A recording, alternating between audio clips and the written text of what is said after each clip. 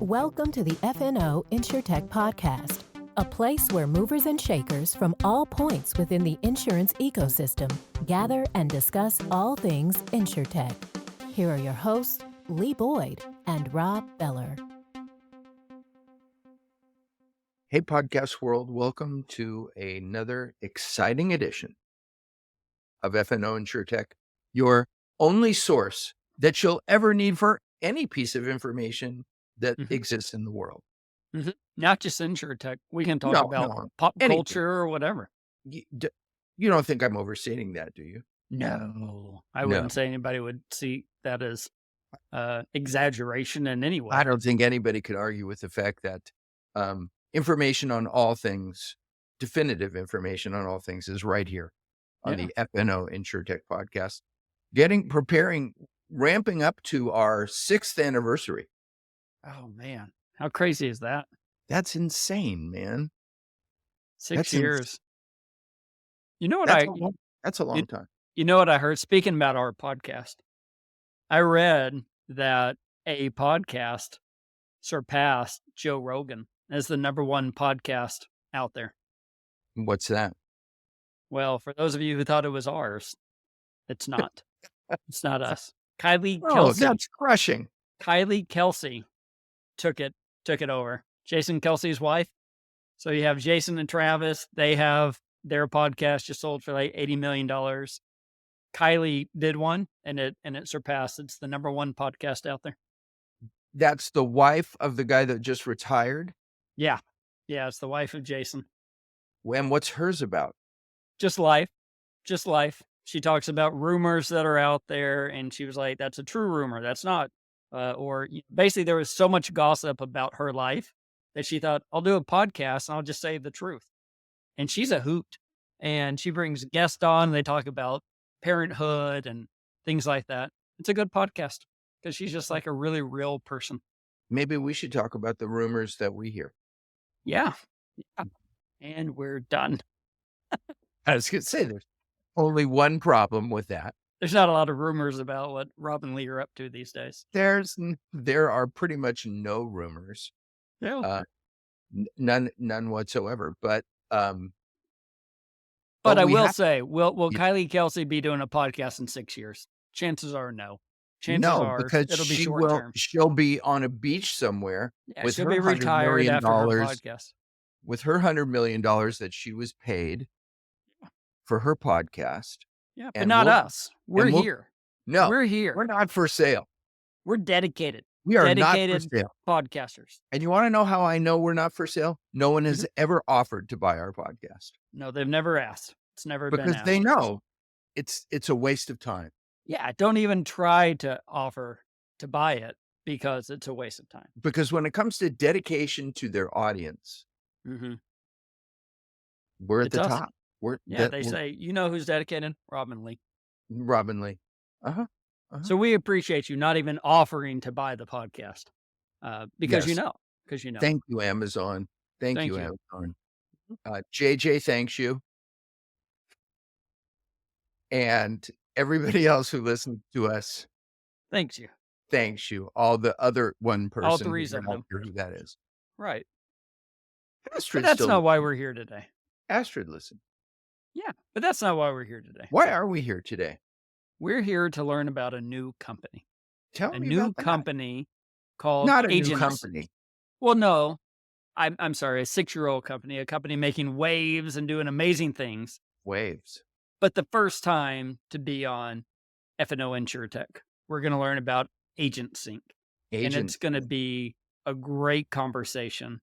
And I can't wait to visit with them. And one of the reasons it's a special angle is because we have Jenn Knight, who's this co-founder and CTO at AgentSync. And we've had very few CTOs. And after you hear how bright and literate and well-spoken she is, you'll say, why don't they have more CTOs on?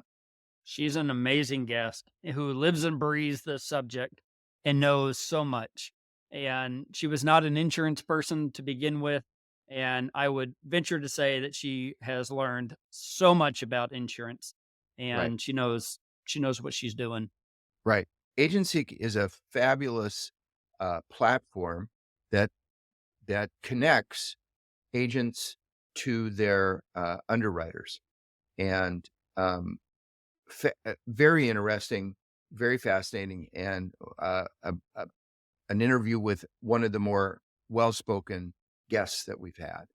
Right. So I will say that two things. Number one, if you want to buy F&O InsurTech, Yeah.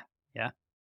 please send an email to fnoinsurtech@alacritysolutions.com. Yeah.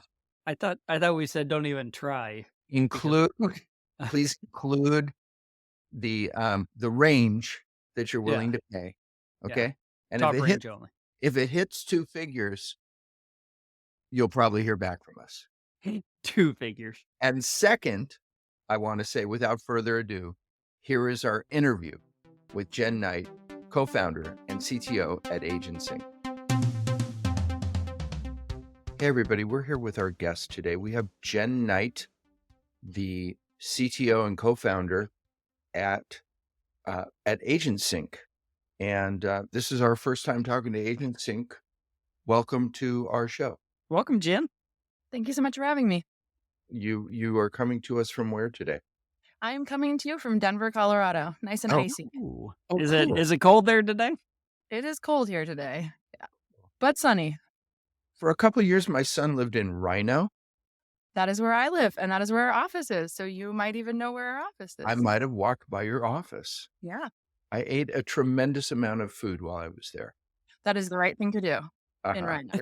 There's a lot of food and a of it. lot to drink, True. Also that.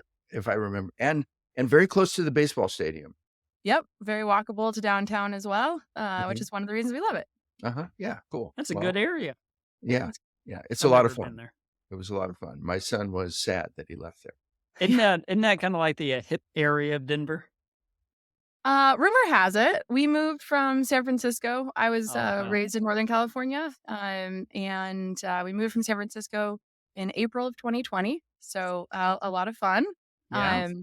But we were living in downtown or near downtown San Francisco and really wanted a walkable neighborhood and wanted an office at that point that was near food and maybe a few beverages for folks after work. And obviously it was COVID. Yeah. So it was a little variable. But yeah, it is a very hip, full of murals and lots of fun things to do. All sorts. I haven't been to Denver in a long time. Great place though. InsurTech capital these days. Yeah. Definitely. We've had several interviews with people in the area. Well, so AgentSync. So share with us what is it that you guys do, and what do you do there? What does a CTO do, anyways? This is a great question. I'm learning that every day. So we started AgentSync in 2018. My co-founder who is the CEO, is also my husband. And he worked at a company called Zenefits before we were at AgentSync together. We met together at LinkedIn. So he ran a sales operations function, and I was in sales systems. So we built some stuff there. He went to Zenefits, where he learned about what it looks like to have some challenges with regulatory compliance, specifically from an agency perspective as you're scaling up, bringing on new sellers. And that was the heart of how we started AgentSync. So our core and our kind of beginning was around how do you bring agents into the ecosystem, get them onboarded in a compliant way as quickly as possible. And we think about that now as distribution channel management. So there's a really key underlying piece of that. But if you're an agent in the ecosystem and you're thinking about joining a new agency, getting access to new product, going into a new state, we all know there's a lot of back office work that happens with that. And we started with the premise that technology could help streamline that and make that ready to sell experience meaningfully better in this space and give agents better access to more products, give carriers and agencies a more efficient workflow there. And then ultimately that means the rest of us get access to the products that we want to ensure different aspects of our life. So we're really at the heart of connecting distributors, whether that be an agent themselves, an agency, an MGA, IMO, FMO, all those fun acronyms, with the underwriters and the products that are out in market. So yeah, I'm glad you added that at the end, because that's what I was thinking is you're the connectivity between the people that are going to sell it and the people that are going to write it. Is that correct? Yeah, and at the end of the day, that we think of it a lot on the infrastructure perspective. So there's obviously the relationships there, but when we think about what we do is how do we support those relationships in a way that is tech forward and data driven, so that you can be really efficient in how you get folks access to products. We know that it can take weeks, sometimes months, for certain carriers to get agents onboarded, and we also know that that can be done in a matter of minutes, hours, or days, depending on your own internal preferences, and how technology can come in and support those practices and streamlining it. So that's what our passion is really around how do we use technology on both sides of the fence to help all the parties streamline that workflow, and get access to products. And so really you have multiple customers, right? I mean, the agents, the carriers, MGAs. I mean, you're not an MGA, right? You No, wouldn't we're consider not an MGA. No, you're we're just technology. just the technology. And so Yep. you are connecting all these different pieces. And for the CTO, that seems to be a very big job, a lot of technology and a lot of connections. Am I right? It's a very fun job. Yeah. I would say, 6 years in, I don't have a background in You choose insurance, the so word carefully. I will say, yeah, I choose the word. I will. I've said this before, and I'll keep saying it. I'm very humbled by the amount of knowledge you have to navigate the insurance space effectively. And 6 years in, I learned something new every single day about this space. But it's very exciting. And when we started our company, because we were familiar with, or Niji was familiar with the angle from an agency perspective from Zenefits, I thought we started the company. But we really quickly learned that a lot of the underlying challenges around compliance and then also management of agent profiles and who is in your distribution channel and what does that look like and how you're optimizing it is a universal problem in this space. And that Okay. becomes a more fun challenge. And yes, there is a lot of technology work to be done, but I'm an engineer at heart, and someone who designed product experiences for end users in my past life. And I just think it's personally quite fun when you can Yeah. get a situation where you can actually go solve a root cause for someone. So yes, lots of work. And startups, you're always evolving how you deploy things and what does Oh, that look yeah. like. So we're on that journey as well. But I'm never bored, so I'll take that. So where is your entry point? Are you going after the agents and starting with the agents, or where are you going there? Yeah, it's a great question. So, we started selling to agencies and then moved into selling to MGAs and carriers.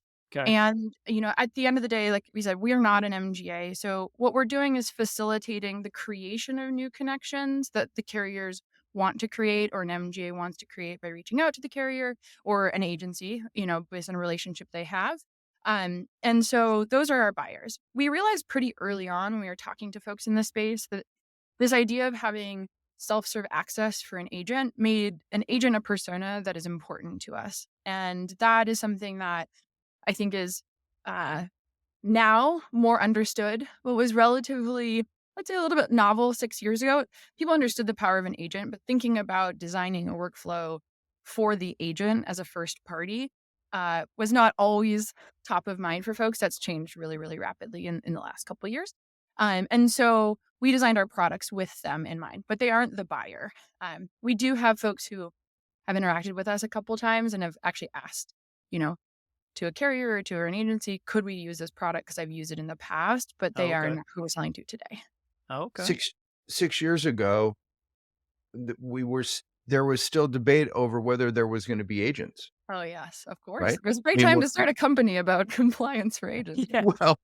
well, I'm sure that there was some uncomfortable moments, then, and maybe even some uncomfortable conversations with some of the people who were advocating that agents weren't a necessary part of the ecosystem. I think that that's been thoroughly trashed and Yep. debunked since. But what was what was it like running into that back It then? was very interesting. And one of our early customers, Lemonade, and they're still a customer. And so, at that point, there was this idea of the virtual agent.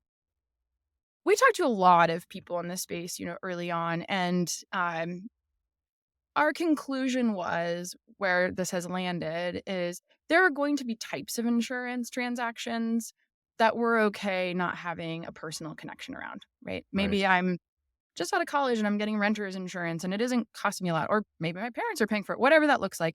And I don't have a personal relationship around that. When I am thinking about my health insurance, when I'm thinking about purchasing health plans for my entire company, when I'm thinking about, home insurance and bundling things and the complexities there, that is a higher risk proposition if I get it wrong. And, we fundamentally believed that there is a point where someone wants to talk to somebody. I'm going to be spending a substantial amount of money on a premium. I want to know that if something happens, I can call somebody up. And so we decided that our principle was there will be parts of the space that are going to change and maybe not be agent driven in the same way. But insurance is so, so personal. And there are aspects that you do not want to get wrong or be left out trying to talk to a chat bot about, frankly, right? Right. And so we think a lot about how do we superpower the agent in the concept that we believe that there is going to be a need for, especially with some wave of agents retiring, potentially younger agents needing to hold a bigger book, or they're going to need to be able to optimize decisions in a different way, or they're going to need to be able to work with a variety of carriers because of the things that are happening, right? If someone pulls out of California, how do I go serve my customers? And so efficiency for them, I've got to go find a new product, or I've got to go fill this space. I'm going to have the opportunity to inherit a slightly larger book, and I want to be able to serve that really well. That's what I get really excited about. I think we as a company get really excited about when we think about them as a persona and what some of this infrastructure can help support, because an agent is going to always exist. Yeah. What their workflow looks like, who they work with, how that all works, that will evolve. And we think technology has a great role to play there. And so is scaling a person's book, an independent agent's book, that's important to you? That's one of the key things that you can do? Because I say that because independent agents in Texas and Florida, in California, they have to have lots of options because they're getting people saying, hey, I want lower rates. And like, oh, so-and-so doesn't ride here anymore. And so-and-so Yep. doesn't ride here. And they're not riding your type of house. So I guess is that a benefit you bring that you can help scale the number of clients they can go to?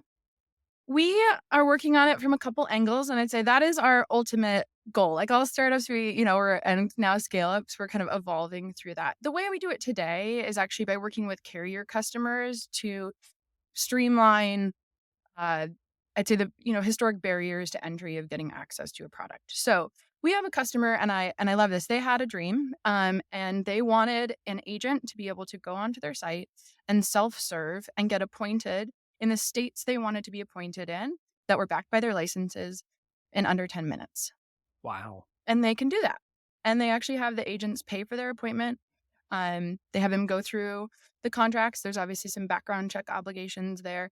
But that is when we think about in the, I'll say, meta sense, someone getting access, as you described, Lee, is like, that's where in some cases it can be appropriate to go. Not every product is going to be sold, contracted in under 5 minutes. Some are going to take a little longer, but we do know that in a world where you are going to have more options, having every single time you go through that workflow take months is not going to work over time. And so we're working with carrier customers on how to streamline that with technology, and then agency customers on how to very quickly get someone ready to raise their hand to get contracted. So that's all the licensing and making sure that all of that is tracked through at the beginning, so you reduce the not in good order and the back and forth handoffs that exist today. And right now we're working on some exciting things around how to actually connect both parties with infrastructure. So I'm very excited about that. So, we know that a lot of this is manual today. I fill out a PDF, I email it, someone reviews a PDF, they put the data in, email me back about some data value that they're curious about. We have a lot of opportunities already in our stack to streamline that. Right. And I'm assuming that's where AI comes in, and I don't want to go there yet, but I'm just guessing. So I want to ask you about who your customer is. who's your revenue generating customer? Is it the carrier? Is it those organizations? And through them or because of them, you serve the agents. Is that correct? Yeah. So You our have revenue, agents that are customer revenue generating also. yeah, our revenue generating customers are agencies, MGAs, IMOs, and carriers. And they, by proxy, then they say, these are the agents that I'm working with. And these are the agents I want to support with this technology. And Mhm. so the revenue generation comes from that. We serve all lines of business. As a naive entrant into the insurance space, um, somehow we ended up with a core product that can serve life, health, property, casualty, personal lines, surety, surplus. I've learned a lot about Yeah. adjusters.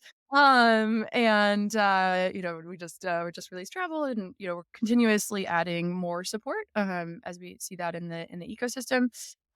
So and then we serve uh we don't serve very down market, like smaller 5-person agencies today. But really, if you're an agency of 50 plus agents, you have a level of complexity in terms of back end management that we are good at assisting with. So kind of that on the agency side, and then carriers of all sizes. So kind of we're everywhere, which is great because then we see the problem from all different angles, and it helps us think about how do we solve some of these trickier root cause problems. How has the vision changed over the past 6 years? You talked already once that you kind of went to the agents, and now is, I mean, give me another example or elaborate on that one. How has it changed in 6 years? Yeah, it's a great question. So uh, when we started, we were very focused on the compliance piece of it because that's what Niji had experienced. What would it look like to build a system where you could onboard 200 agents in a week, and you could know as you're onboarding them their current state of compliance and what you would need to do to license them to get them selling in the states you want to sell in. So that was our kind of key premise when we started. And we were on a walk one day, and we got really excited. We're like, one day we're going to sign an agency with 300 agents, and like we might make $1 million in ARR. Like, and we were like, this is going to be crazy. So I always like to anchor on that because we did not realize that we had touched on what was more of a universal problem. And once we started getting out into market and talking to the agents, we had an opportunity very early on to talk to Hippo. They were an MGA at that point. They hadn't become a carrier. And it was very eye-opening working with them to see, and this is more of, you asked, what is this? What does a Yeah. CTO do, I suppose? Was to see from an engineering perspective how much was similar.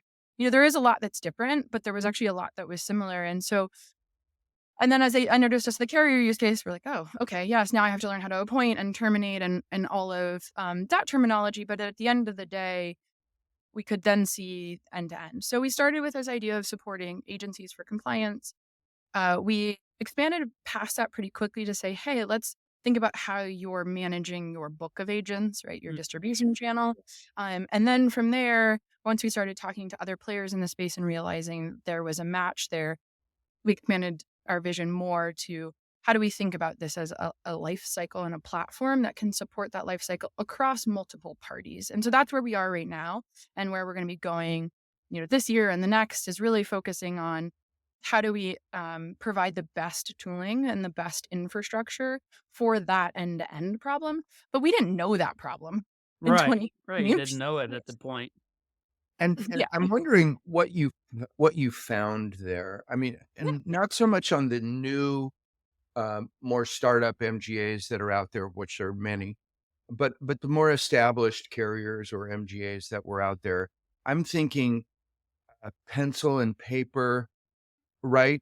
And I mean, what did you find when you started to get into the space and sell into it? Yeah. Was it I mean, was it revolutionary? What was there? Yeah, and I'd say there was a pretty big spectrum, but a lot of what was there um, was embedded knowledge in individuals on the compliance team, and those individuals have so much knowledge. Some of it expressed in Excel spreadsheets, right, as they're onboarding other folks, but some of it just the wizardry of I've seen so many applications, I've seen so many things come through. So there is a fair amount of, to your point, we'll call pencil and paper, digital pencil and paper, right? I have this application come in, I'm going to read it, I'm going to manually enter data in. I might not have, and it was not common at that point to have a live data feed from NIPR. So I may, the National Insurance Producer Registry, I might just pull this one report, check it, and then pull it Let's again go. later and, see what I find out, which I think for how practices were designed historically can make sense. But we know data is in movement all the time, whether that be I got a regulatory action or I changed my address or I, forgot to renew a state and therefore there's some actions that need to happen there. So we saw a bit more of a call it like brute force in some cases. Is very elegantly done. Like these teams know how to run this process, but they weren't supported with real-time data that was readily, easily to use, data that was necessarily in a reporting framework that they could access. So there's a difference between, and this is something that we liked about the Salesforce platform, all of us being able to write a report versus having to go to a business analyst who's writing it in a BI tool. And so we saw a lot of opportunity there to just help people see what they were doing, right? It can be very hard to measure your workflow when your workflow is in multiple systems. You might be able to know the start and end, but optimizing, why did that take 14 days? What was the step? What would be the most efficient place for us to spend our energies to change this? Like if we wanted to reduce it from 14 to 10, what do I do? Who do I talk to? What point of the process do I go and attack? That was where we, came into the space and said there was a lot of opportunity to support our customers. It was just I know I have a problem. I just don't know what it looked like. Can you help me take a look at it? Because it was handing off between different teams or the monitoring and management of it was just challenging for the way it was designed. Well, it seems like you've been making some big splashes, right? And some of the articles that we were reading, back in 2020, you were named in the 20 rising stars from Forbes, and then recently, not only are you a believer in yourself, but you were able to raise some funds there in October 2023. Talk to us a little bit about the growth that's going on and fundraising that's occurred. Yeah. So I think from a timing perspective, and also all credit goes to my co-founder. We were bootstrapped from 2018 to 2020, Okay. and then we had a very fun moment where neither of us had a job or a paycheck, and we still didn't have our seed term sheet signed. So that was a fun moment of adulting. But Fun moment of time. yeah. Yeah. But we started raising in with our seed in 2020, Okay. and that was a very different fundraising environment. There was the moment of, is COVID going to be more like 2018, where we're going to have challenges with the banks, or is it something else? And once it was realized it was something else, right? There was a lot more capital in the market, and Yeah. so we raised throughout 2020 and 2021, and then a little bit subsequently. But I think for us, it was an interesting journey. We had some great folks who co-led the seed who were interested in their prior operators, and they're like, okay, you're going into the insurance space. This is interesting. Go. They're more of you're probably going to find something out. Start building stuff. And I think as time went on, especially during that time, there was a lot more interest in, hey, the U.S. insurance market has an opportunity. And I think the U.S. market or the insurance market globally, but in the U.S. particularly, has an opportunity for technology innovators to come in. And so we were able to use our bootstrapped time. We were at $1 million in ARR by the time we started raising, to express and be able to show the real challenges. And I think that contributed a lot to how we were able to raise. And That's wonderful. thankful for that. Sure. I mean, you raised substantially in 2023 in an environment that was a tough environment. I mean, 2023 was like, no, we're not. No. Yeah. So that speaks to the kind of belief that the community has in your product. Yeah. And I will also say, one of the best pieces of advice, gonna get that one out, that we received early on. So this is our first company. We'd never raised before. And we asked Alad Gill, who co-led our seed. We said, what can we do? And he told us, his advice to us was send a monthly update, a substantial monthly update about the state of your business to your investors every month. Good month, bad month, boring month, every single month. And we did that. And Niji led putting it together and made sure that it really talked about who we were. And Alad said that because at some point you're going to come back and you're going to ask this community or, us plus some new folks for more fundraising. And we want to know who you are. If you take the money and you go dark and then you have to come back and explain it to us, that's going to be more of a challenge. So I think about that a lot. LinkedIn used to say relationships matter. Your relationship with your VC, how you're talking to them about the business, allows for opportunities to raise in more challenging environments because they know who you are, how you think about it, how you deal with challenging times. Not everything is up and to the right. Even if ARR may be up and to the right, something is going wrong in the something is going wrong that you probably just don't really want to talk about. But getting that muscle of saying, hey, this is what's happening across our departments, and this is, where we have opportunity, and this is what we're really excited about, or this is a challenge we're facing. And then using their knowledge for support was a really big part of our growth, especially in that fundraising cycle, so that we were never a mystery, and they could see how we were evolving every month. I'll talk about that from the other side real quickly. I have the good fortune of being involved in one company as a very, very, very small investor, and I get that email every month and from them. And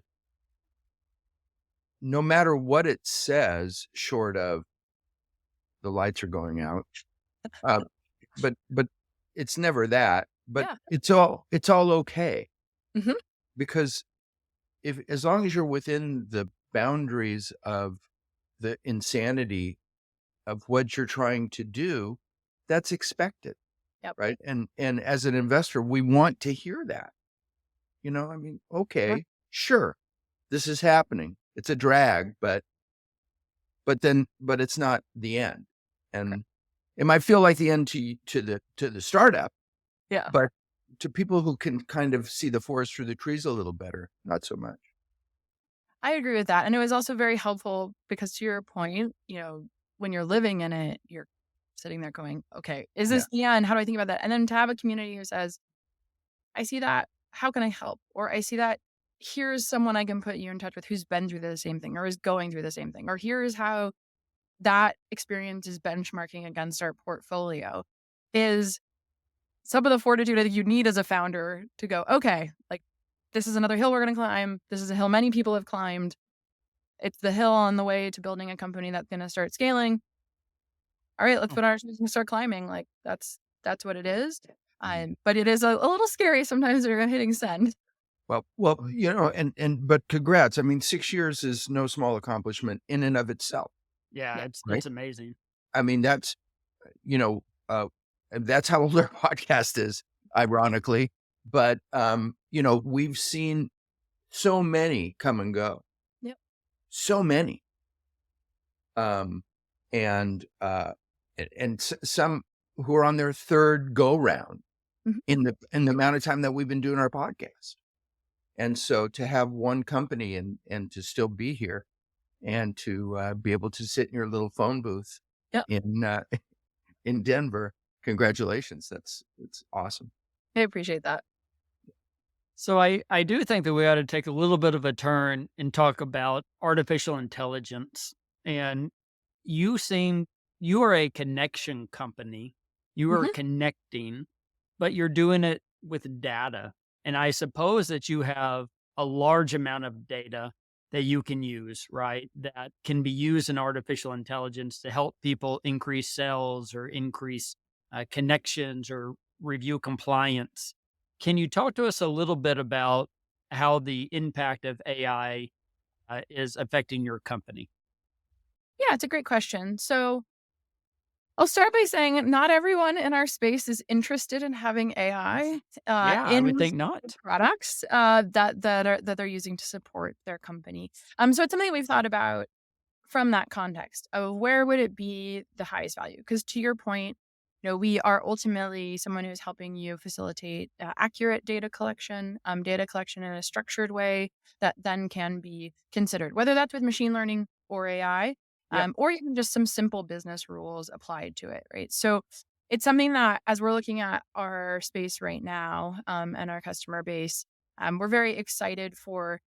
For me, I think it's a more of another optimization. How do I understand what that person on your team is looking for? Yeah. When you think about this, and I found this fascinating early on.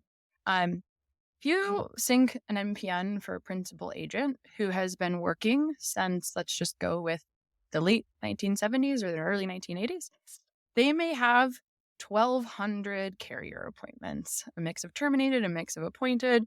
They're probably working in all states. They may also be working in some of the funner, kind of random things like Guam and the U.S. Yeah. Virgin Islands. And someone is looking at this and they're saying something.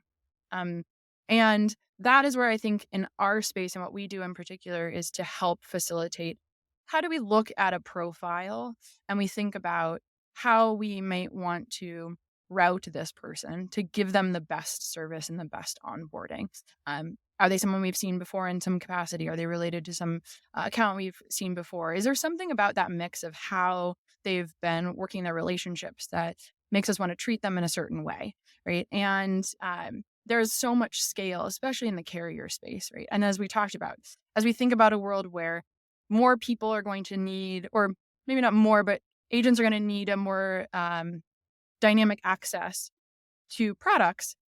Right now, it's a very human-driven process to say, okay, a person's going to fill out all this data, and then a person is going to review that data. And there's most likely, I think there's always going to be a need for some amount of review from a person. This is not a 100% straightforward exercise. But when we think about machine learning and AI in our space in particular, it's really about taking those things where a person is having to assess that and either being able to assess that programmatically or being able to summarize it in a way that gives them a very quick look. And that's a preference, right? I think there's a temptation with all technology to say, what if we took all the people away? Yeah. And I think the insurance space is very humbling because you cannot take all the people away all the time. There's not always services for all the activities you need to do. And it's not always clear. There's going to be these judgment calls that need to happen. So our first and foremost, priority was to get high quality data. When we worked with our carrier customers right out the gate, on average, we saw about 10 to 15% of data that was just, I'll just call it problematic. Someone put in 1, 2, 3, 4, 5, 6, 7 as their NPN. NPNs were blank or maybe weren't the key. Why does that matter? Well, if you have bad data, you can't make the analysis on what's happening with this channel and how you might want to provide that person another product, or you might want to make a call about what to do, with that profile as it's evolving. And so our first 6 years were really, how do we get the inputs into a place where you can feel really, really good about this data? Right. Because if we're going to work with you to train a model to start looking at that, it needs to be trained on a great data set. And then from there, that's where we're thinking about how do we build that for the customers who are interested in it, into workflows where someone is currently doing that data analysis based on the years of experience they have, right? Which is great, but people do it once you want to retire. So there's that piece of it as well. We think there's an interesting opportunity, especially on the review side of this, to bring that technology in. You hit on two things I thought at the very beginning. Not everyone wants AI, right? Yep. So it's not yours to say we're going to force this upon you and look at all these amazing things, because some people want to do it themselves, or they trust themselves or whatever. I like that. I thought that was really interesting that you're not going to force it upon them. The other thing that you said, which we talked about the 6-year span, was you can't do insurance without people. Because 6 years ago, really about 8 years ago, we would hear, you can do insurance without people. Nobody really came out and said it, but that's what they all said. That's what they all meant, was that you can sell insurance without people. Just go online. But now you echo what pretty much every guest this year has echoed. You can't do insurance without people. The agent is here, the connections, we'll use AI, we'll use the connections to increase it and to make it easier, but you got to have the people. I thought that was interesting. Yeah, and I think there's the agent, but I think there's also I'll call them a hidden team. Mhm. If you read the regs on, I'll just even use a simple one. In certain states, when you have one line of authority, let's just go with, I know this one in Texas. If you have property, you just have property. If you have property and casualty, you have property, casualty, and personal lines. That is one, because you do. I read an amazing one in New York. I'll butcher the landing of it a little bit, but it was roughly, this line of authority code means property in all cases, except when it means life, except this other use case. And I read it as a person, and then I reread it. And I was like, okay. And we actually have a team that will, in instances where it is not clear, because we have part of our system that actually expresses those regulatory rules as a business rules engine. So in situations where it's not clear, we have members of our team who call the Department of Insurance and they ask them, hey, this is how I'm interpreting it. Yeah. And Do they get the answer? They do, but this is also an interesting place where it is not to say that there will never be a world where all of this is machine readable, but at the end of the day, not all of this is very straightforward. And it depends. It depends, right? And so building a model that is building an LMM that is like focused on a high quality data set that has taken that ambiguity away, so you know how to interpret it, and then making sure that that is tested by folks who have the background. We have a member of our team who just passed her 40th year in the insurance space, who really understands the stuff deeply and also understands when to say, hey, we got to stop and we got to go call someone. And so that's another part of this ecosystem where there's an amazing cohort of people who really, really understand this and understand it in the context of their company, which is something that I found very interesting to start. Is not everything is going to be interpreted exactly the same way by all of our customers, because they have someone on the team who understands how to think about it in terms of the regulation, as well as in terms of how their company thinks about it, what is relevant to them. And there will be a world where a lot of this can be more automated, and we've built a lot of structure that supports it. It also is changing all the time, and it is a really interesting, space. So that's another area where we're going to start looking at it and figuring out what is reasonable, right? Because at the end of the day, I want to make sure we're giving the correct guidance. Yeah. And that takes a lot of work in terms of the data that's structured for the model to read, as well as someone QAing that model very, very deeply. So I'm excited for it. If I wasn't a CTO, I guess I have to be excited for AI as a CTO, whatever that combination is. But I think for our space, it's one that we'll look at maybe a little bit more cautiously and figure out what the right application is. I want to talk just a little bit about job creation and job destruction with AI, which is something that I don't want to say you're on the forefront of it, but you are, right? I mean, the insurance industry traditionally and has been very manually driven, very people intensive, and of course, most carriers are very interested in how they can right size and use technology appropriately, where and be more effective and efficient.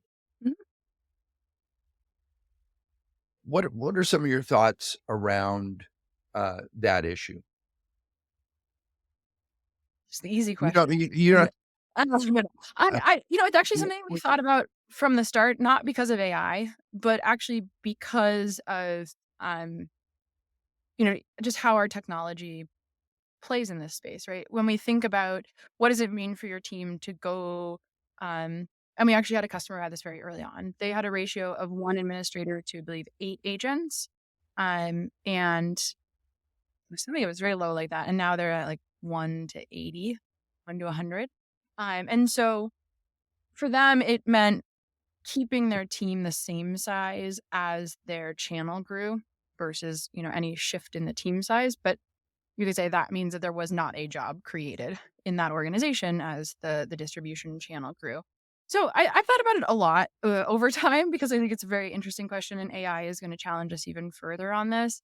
In our space, what we have kind of seen is that there are folks whose skill doesn't get utilized in the way that they would want to see. They don't get to spend their time on the most strategic things because they're doing a lot of the tactical work.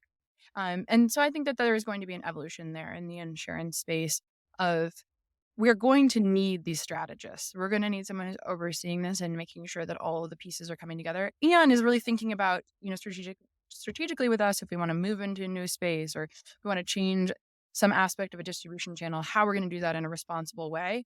A lot of those folks today, some of them are also balancing a very tactical workload as well as a team they have to scale up and down as they are changing their distribution channels. So I think that will ultimately be the shift, that a lot of, whether it's in insurance or other spaces, a lot of the kind of day in and day out tactical work is going to shift.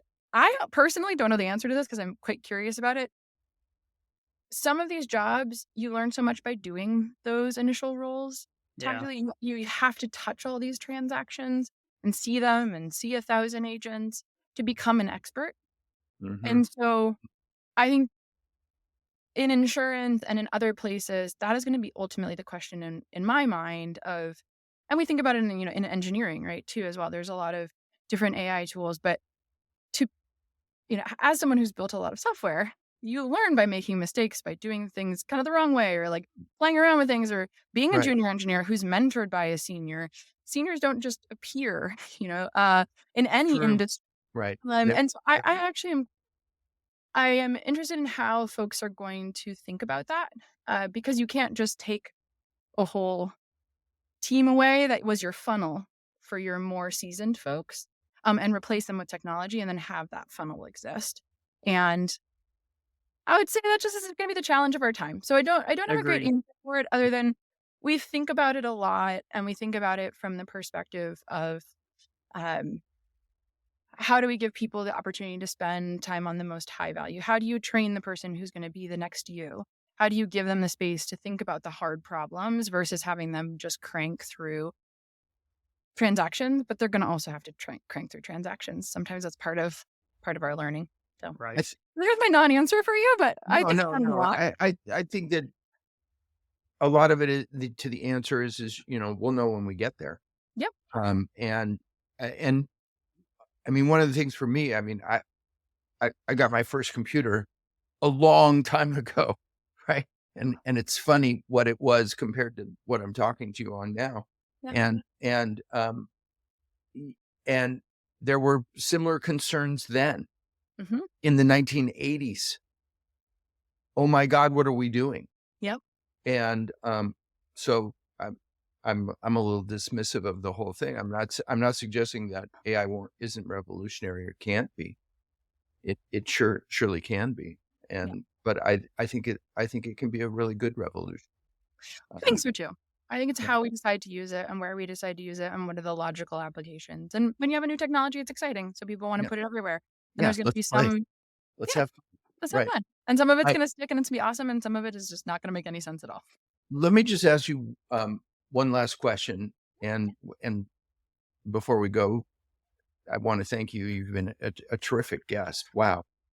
Um, so what's the future hold without giving away any secret sauce information? What's the future, near term, midterm future for AgentSync?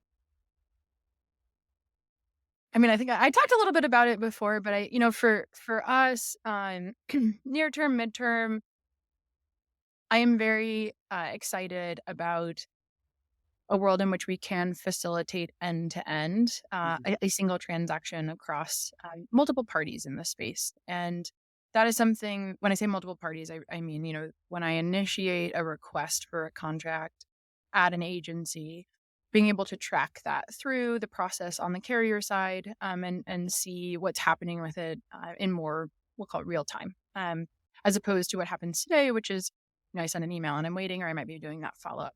I get excited for that world, because I know I don't know what it's going to mean.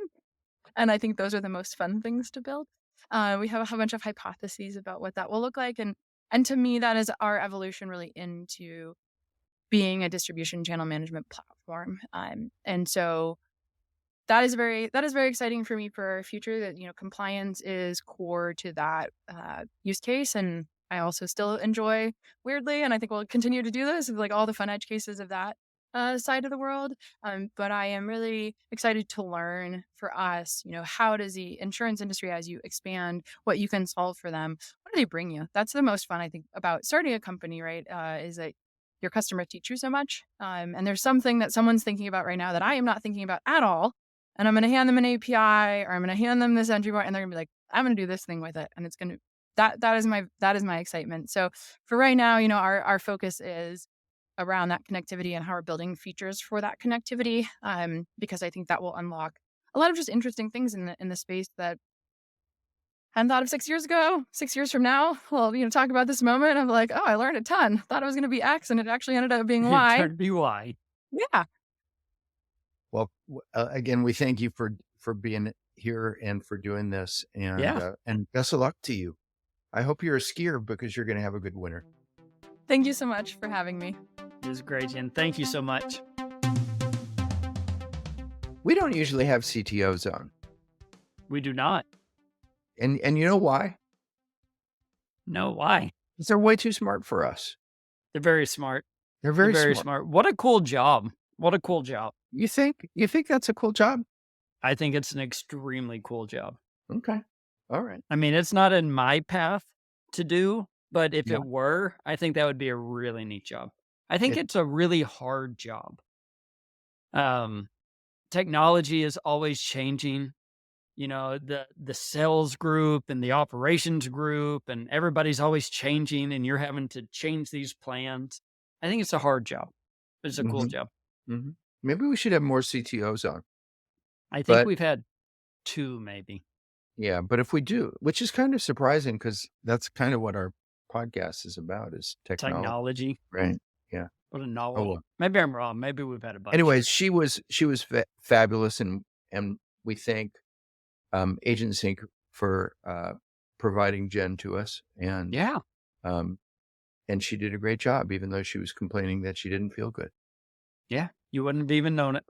And we thank everybody here, everybody listening for listening, and for our production team for producing, and for Lee Boyd for whatever it is that he does. And Still we trying thank to him. figure it We out. thank you for it, Lee. Thank you. You as well, Rob. And that being said, until next time. Goodbye, everybody.